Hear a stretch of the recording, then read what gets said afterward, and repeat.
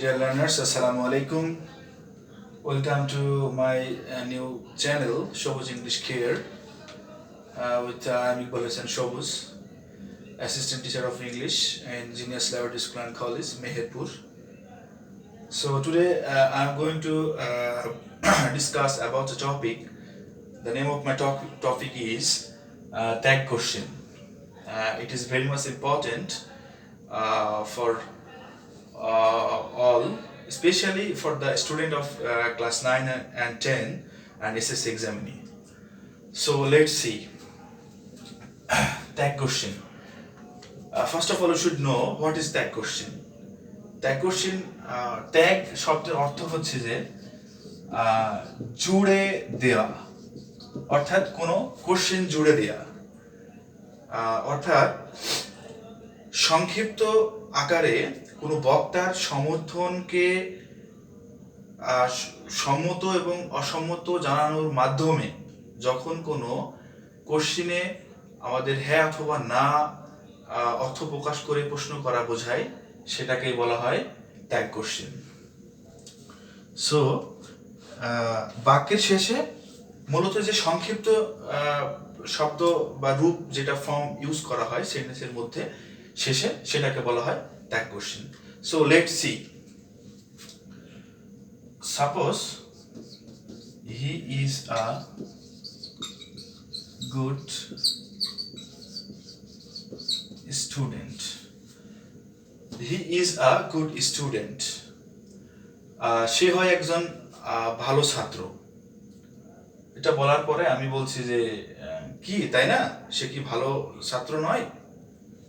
So সেই ক্ষেত্রে আমাদের কতগুলো প্যাটার্নের মাধ্যমে ট্যাগ কোশ্চেনটাকে দেখব। বেসিক্যালি এটা হচ্ছে যে অক্সিলারি ভার্ব যুক্ত, ভার্ব টু বি এর যে ফর্মটা, সাবজেক্ট, এরপর অক্সিলারি ভার্ব। প্রিয় শিক্ষার্থীবৃন্দ, তাহলে দেখো, যদি মূল বাক্য অ্যাফার্মেটিভ সেন্টেন্সে থাকে, অর্থাৎ যদি মূল বাক্য হাবোধক রূপে থাকে, তাহলে সেক্ষেত্রে আমাদের ট্যাগ কোশ্চেনটা হবে না বোধক।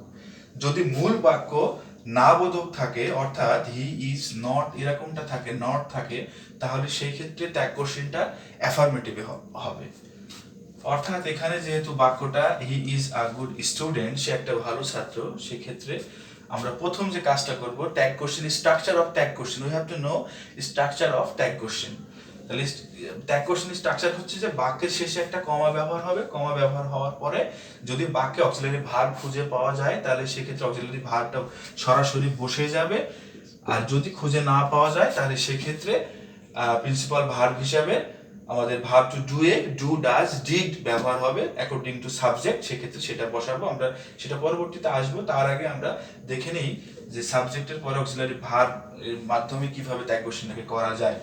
তো এখানে he is a good student, সে একটা ভালো ছাত্র। কি সে কি একটা ভালো ছাত্র না? অর্থাৎ বাক্যটাকে আরো বেশি অ্যাসিওর করার জন্য আমরা এটাকে ট্যাগ কোশ্চেন হিসাবে বলছি। সো ইজ নট, ইজেন্ট, হি, শেষে কোশ্চেন মার্ক অর্থাৎ জিজ্ঞাসাবোধক চিহ্ন। তাহলে তোমাদেরকে বুঝতে হবে, কমা ব্যবহার করার পরে অক্সিলারি ভার্ব সরাসরি বসে গেল, বসে যাওয়ার পরে যে বাক্যটাকে মূল বাক্য অ্যাফার্মেটিভ, তাই আমরা নেগেটিভ করব। নেগেটিভ করার জন্য নট ব্যবহার হবে, কিন্তু ট্যাগ কোশ্চেনের অন্যতম যে কৌশল বা ফর্ম যেটাকে বলা হয়, সেটা হচ্ছে যে মূল শব্দের পরে অক্সিলারি ভার্বের পরে যে নটটা ব্যবহার হবে, এটা কন্ট্রাকশন ফর্মে ব্যবহার হবে। অর্থাৎ এই নট এর কন্ট্রাকশন রূপ হচ্ছে এন কমা টি, অর্থাৎ এটাও নট। তাহলে এই নটের কন্ট্রাকশন ফর্মটা কি? এন কমা টি, সংক্ষিপ্ত রূপ যেটাকে বলা হচ্ছে। তাহলে ইজেন্ট এর পরে সাবজেক্ট কে বসলো? সাবজেক্ট বসছে হি। অর্থাৎ সাবজেক্ট যদি প্রোনাউন থাকে তাহলে সরাসরি প্রোনাউনে বসে যাবে, আর যদি সাবজেক্ট নাউন থাকে তাহলে সাবজেক্ট নাউনের ক্ষেত্রে ঠিক তার প্রোনাউন ফর্মটা এখানে বসবে। যেহেতু এটা প্রোনাউন, তাই আমরা প্রোনাউন বসালাম। তাহলে ইজেন্ট হি, এরপরে অক্সিলারি ভার্ব যুক্ত এটা গেল। এরপরে আমরা দেখব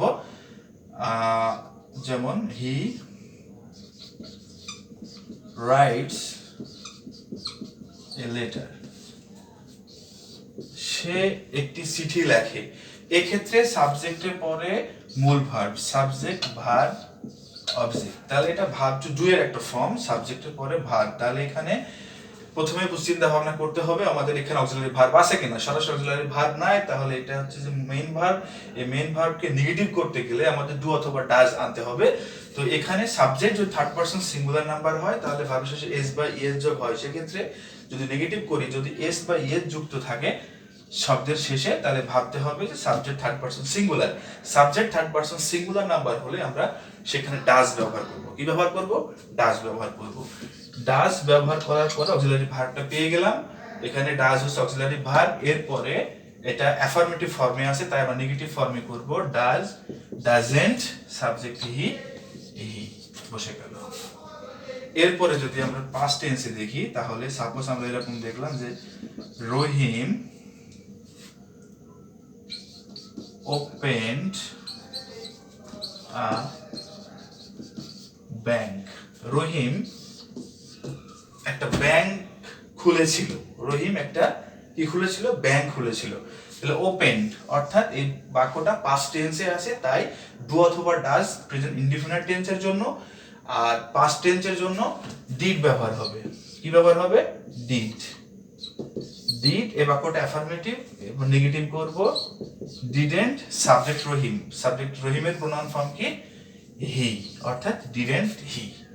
অন্যদিকে যদি এরকম থাকতো যে দে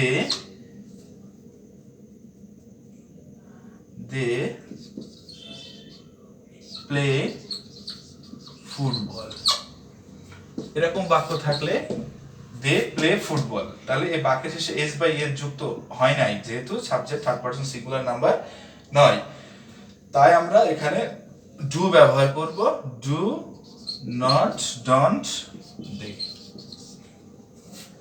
Okay, this is all about the simple tag questions. So, আরেকটু এলাবোরেটলি আমরা বিষয়টাকে চিন্তা ভাবনা করি। এটা গেল ভার্ব টু বি এবং ভার্ব টু ডু এর ফর্ম। এরপরে ভার্ব টু হ্যাভ এর ক্ষেত্রে যেমন বললাম যে আই হ্যাভ আ পেন, আমার একটি কলম আছে। তাহলে সেই ক্ষেত্রে I have a pen, British ইংলিশে এটাকে I have a pen haven't, সরাসরি হ্যাভেন্ট আই ইউজ করছে।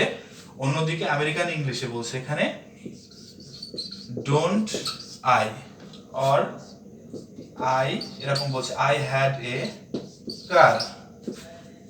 তবে বেসিক্যালি আমরা মাথায় রাখবো যে অলওয়েজ অক্সিলারি ভার্ব, অর্থাৎ এখানে সরাসরি যদি এখানে পজিশন অর্থাৎ অধিকারভুক্ত বোঝায়, হ্যাভ, হ্যাজ, হ্যাড এরকম দ্বারা যদি অক্সিলারি বা সরি মেইন ভার্ব হিসেবে যদি এখানে বসানো হয়, অর্থাৎ এখানে আমরা হ্যাভ, হ্যাজ, হ্যাড যাই থাক না কেন এরকম থাকলে সরাসরি আমরা এই ভার্বটা নিয়ে এখানে বসাবো। বসানোর পরে and comma I. But here we have to think that both are right. Hadn't I is all right, and then didn't I is all right. So both are correct. So you should not be confused about this matter. So hadn't I. So আমরা সহজে চিন্তা ভাবনা করতে পারি always have, has, had যাই থাক না কেন, অক্সিলারি ভার্ব বা মেইন প্রিন্সিপাল ভার্ব যে হিসাবে যেভাবে থাক না কেন, আমরা সেটাকে সরাসরি যে ভার্বটা থাকবে সেই ভার্বের সাথে নেগেটিভ হলে আমরা অ্যাফার্মেটিভ বসাবো, এরপরে সাবজেক্ট বসাবো। যদি অ্যাফার্মেটিভ হয় তাহলে এরকম হ্যাভ, হ্যাজ, হ্যাড বসানোর পরে এন কমা টি কন্ট্রাকশন ফর্ম ব্যবহার করব। ব্যবহার করার পরে সাবজেক্ট ব্যবহার করব। তাহলে এটা গেল আমাদের total verb to be, verb to do, verb to have এর যে ট্যাগ কোশ্চেনটা আমাদের কমপ্লিট করলাম। আশা করি শিক্ষার্থী বৃন্দ তোমরা বুঝেছো। এখন আমরা একটা স্টেটমেন্ট অফ পজিটিভ স্টেটমেন্টটা গেল, এখন আমরা নেগেটিভ স্টেটমেন্টটা দেখব। কি দেখব? Negative statement. তো এখানে যদি আমরা বলি যে he does not eat rice, he does not eat rice, তাহলে বাক্যটা একটা নেগেটিভ স্টেটমেন্ট। যদি মূল বাক্যটা নেগেটিভ হয় তাহলে এর পরে আমরা অ্যাফার্মেটিভে করব। যদি মূল ভার্বটা পজিটিভে হয় মানে অর্থাৎ অ্যাফার্মেটিভ হয় তাহলে পরের অংশটা আমরা ট্যাগ কোশ্চেনটা নেগেটিভে করব। তাহলে এই বাক্যটা মূল শব্দটা, মূল সেন্টেন্সটা নেগেটিভে আছে, নট আছে, তাই আমরা এখানে নট ব্যবহার করব না। নট না থাকলে আমরা নট ব্যবহার করব, জাস্ট বিপরীতটা আমরা ইউজ করব।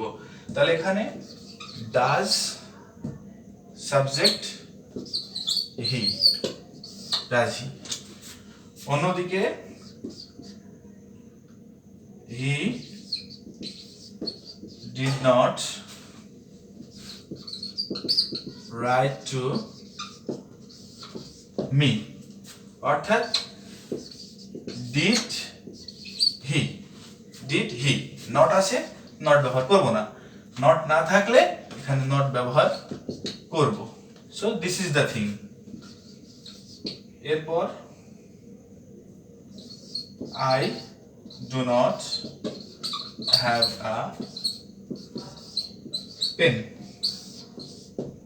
দুই ভাবে রাইট, ডু আই একটা, অন্যদিকে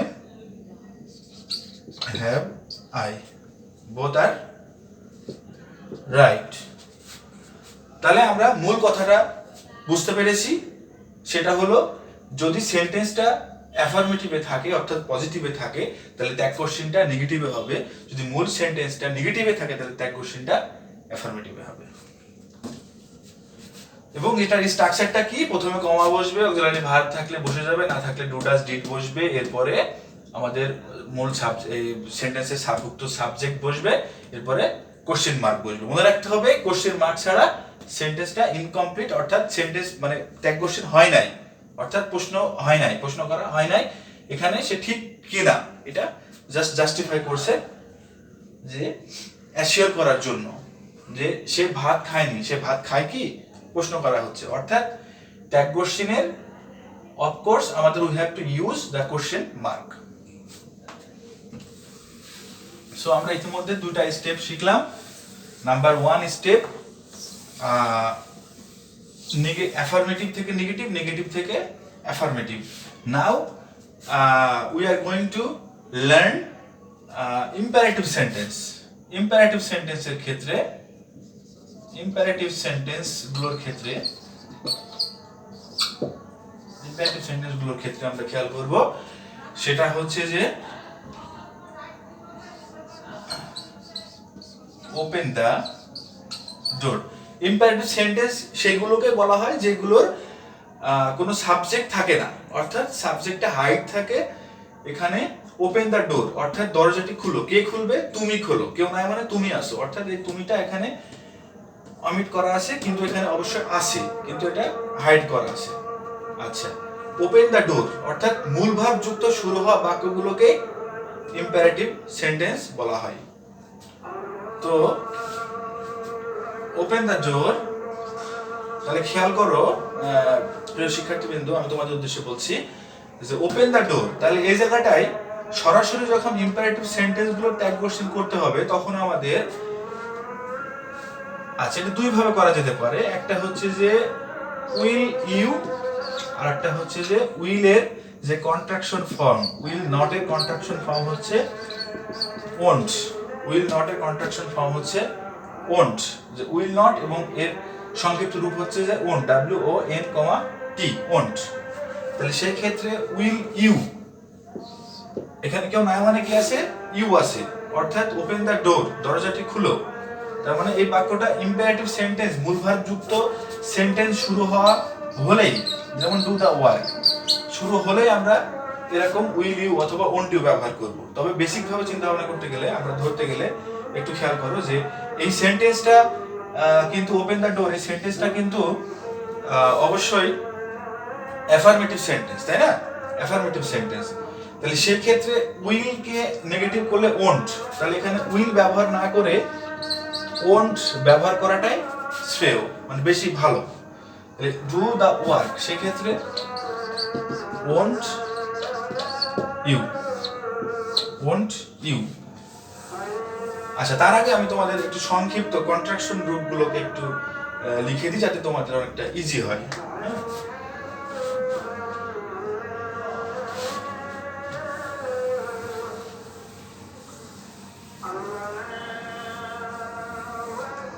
কন্ট্রাকশন ফর্মগুলো যেমন am, অ্যাফার্মেটিভের নেগেটিভের জন্য aren't or ain't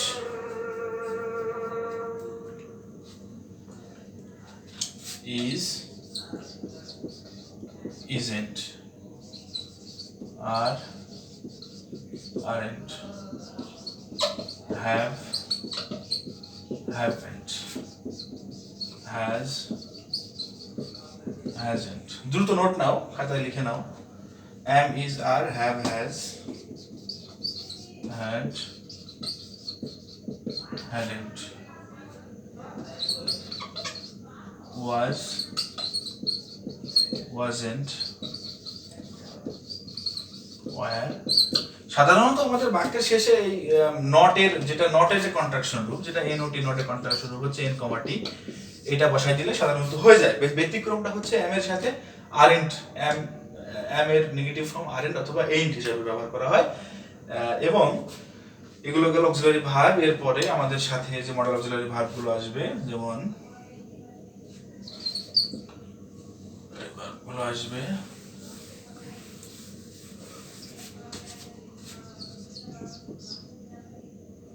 will, won't, will not অর্থাৎ won't negative, shall, shan't, shan't,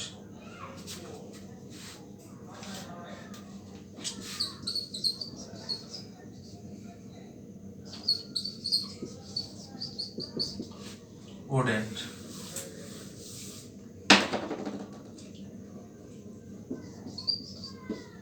can't, would, wouldn't। The time is 8:00 p.m. Main can put may, might, must,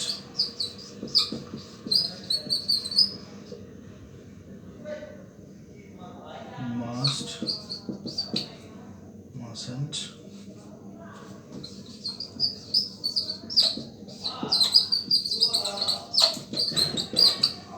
wouldn't,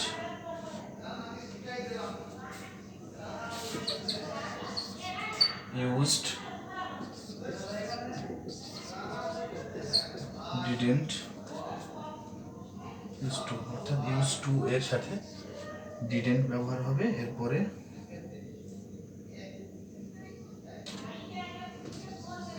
need model এর ক্ষেত্রে, need মডেলের ক্ষেত্রে সরাসরি modal verb হলে নিডেন্ট ব্যবহার হবে। যদি নিড ভার্ব হিসাবে ব্যবহার হয় তাহলে সেক্ষেত্রে ডু নট হিসাবে ব্যবহার হবে। যদি নিডস এরকমটা থাকে ভার্ব হিসাবে তাহলে ডাজেন্ট হিসাবে ব্যবহার হবে। প্রিয় শিক্ষার্থীবৃন্দ, তাহলে এগুলো লিখে নাও, দ্রুত ঝটপট লিখে নাও যে will, won't, shall, shan't, would, wouldn't, can, can't, could, couldn't, may, might, must and wouldn't, used to, did not, need modal হিসেবে needn't, need ভার্ব হিসেবে don't, needs ভার্ব হিসেবে doesn't অর্থাৎ needs থার্ড পারসন সিঙ্গুলার ক্ষেত্রে বা হি এর ক্ষেত্রে যেটা আমরা বলি, বা থার্ড পারসন যতগুলো থার্ড পারসন সিঙ্গুলার আছে সেই ক্ষেত্রে সর্ব অবস্থায় আমরা এরকম does not ব্যবহার করব needs থাকলে। ওকে, মোটামুটি আমরা একটা কন্ট্রাকশন ফর্মগুলো শিখে নিলাম। এখন তাহলে অনেকটা সহজ হয়ে গেল সুপ্রিয় শিক্ষার্থীবৃন্দ। তাহলে আমরা ছিলাম ইম্পারেটিভ সেন্টেন্সে। তাহলে সেক্ষেত্রে আমরা মূল ভাব দিয়ে শুরু করেছিলাম। যেমন এখানে ইম্পারেটিভ সেন্টেন্সের কি বলেছিলাম যে do the work, don't, do not, run in the San. Do the work or do not run in the sun। তাহলে সেই ক্ষেত্রে এখানে দুটাই ইম্পারেটিভ সেন্টেন্স, জাস্ট এটা অ্যাফার্মেটিভ ইম্পারেটিভ আর নেগেটিভ ইম্পারেটিভ। তো সেই ক্ষেত্রে আমরা এখানে ব্যবহার করব যে ওন্ট ইউ, কারণ এটা অ্যাফার্মেটিভে আছে। উইল নট থেকে ওন্ট ইউ ব্যবহার করব সর্ব অবস্থায়, ওন্ট ইউ। মূল ভার্ব অ্যাফার্মেটিভ যুক্ত এরকম থাকলে, নট না থাকলে সব সময় আমরা ওন্ট ইউ ব্যবহার করব। অন্যদিকে do not run in the সান, তাহলে এই বাক্য রোদে দৌড়ায়ও না, অর্থাৎ ইম্পারেটিভ কিন্তু নেগেটিভ একটা সেন্স কাজ করছে, তাই আমরা সরাসরি এখানে উইল ইউ ব্যবহার করলাম। But here both is right, এখানে won't you or will you doesn't matter, but more correct জন্য don't run in the sun, সেক্ষেত্রে আমরা উইল ইউ ব্যবহার করলাম। ঠিক আছে, এটা গেল আমাদের ইম্পারেটিভ সেন্টেন্সে। এখন লেট যুক্ত ইম্পারেটিভ সেন্টেন্সগুলোর ক্ষেত্রে আমরা লেট আস অথবা লেটস, একই কথা, চলো লেট প্রস্তাব করা বোঝাচ্ছে, let us go out for a walk, চলো আমরা বাইরে একটু ঘুরে আসি বা বেরিয়ে আসি। তো সেই ক্ষেত্রে লেট আস অর লেটস যেটাই থাক না কেন, সর্বাবস্থায় আমরা কি ব্যবহার করব, শ্যাল উই, কারণ আই অথবা উই এর সাথে প্রাচীন যে গ্রামারিয়ান্স যেগুলো আছে, যে আগেকার যে গ্রামারিয়ান্স যিনারা ছিলেন তিনারা আই এবং উই এর সাথে বেসিক্যালি শ্যালকে রেফার করতো। সো সেই ক্ষেত্রে আমরা যেহেতু আস, তাহলে সাবজেক্টের ফর্ম কি উই, তাহলে সাবজেক্ট উই, তাহলে এখানে let us go out for a walk, তাহলে শ্যাল উই। লেট আস অথবা লেটস এরকম থাকলেই আমরা কি ব্যবহার করব, শ্যাল উই ব্যবহার করব, ব্যাস। লেট আস বাদে লেটের পরে যদি অন্য যে কোনো প্রিপোজিশনাল যে অবজেক্ট গুলো থাকবে, যেগুলো সরাসরি ইয়ে থাকবে, মানে আস বাদে অন্য যে ফর্মগুলো থাকবে, যেমন লেট হিম, লেট দেম, যেমন লেট হার, যাই থাক না কেন, তো সেই ক্ষেত্রে আমরা let him do the work, তাকে কাজটি করতে দাও, এরকম হলে আমরা কি ব্যবহার করব, উইল ইউ ব্যবহার করব। লেটের পরে আস বাদ দিয়ে বাকি সর্ব অবস্থায় আমরা যাই থাক না কেন সেক্ষেত্রে আমরা উইল ইউ ব্যবহার করব। তাহলে লেটের পরে আস থাকলে আমরা শ্যাল উই ব্যবহার করব, লেট আস অথবা লেটস থাকলে শ্যাল উই ব্যবহার করব। অন্যদিকে লেটের পরে যাই থাক না কেন অন্য কোনো সাবজেক্টের মানে ইয়ে ফর্ম থাকলে, অর্থাৎ অবজেক্টিভ ফর্ম থাকলে সেই ক্ষেত্রে আমরা সর্বাবস্থায় উইল ইউ ব্যবহার করব।